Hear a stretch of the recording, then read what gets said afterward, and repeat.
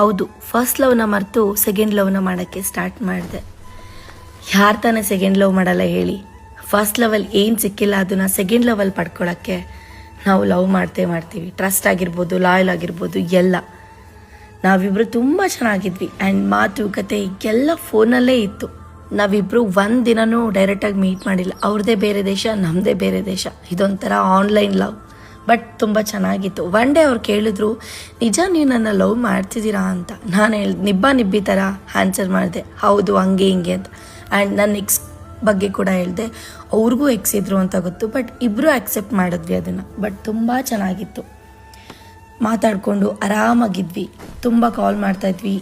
ಒಬ್ರಿಗೊಬ್ರು ಟೈಮ್ ಕೊಡ್ತಾಯಿದ್ವಿ. ಟೈಮ್ನ ಅಡ್ಜಸ್ಟ್ ಮಾಡ್ಕೊಂಡು ಮಾತಾಡ್ತಾಯಿದ್ವಿ. ಬಟ್ ಚೆನ್ನಾಗಿದ್ದಿದ್ದು ಲವಲ್ಲಿ ಒನ್ ಡೇ ಅವ್ರು ಕೇಳ್ತಾರೆ ವಿಡಿಯೋ ಕಾಲ್ ಮಾಡು ಅಂತ ಹೇಳಿ. ನಾನು ಏನು ಹೇಳಿದೆ ಅಂತ ನೆಕ್ಸ್ಟ್ ಎಪಿಸೋಡಲ್ಲಿ ಹೇಳ್ತೀನಿ. ಅಲ್ಲಿವರೆಗೂ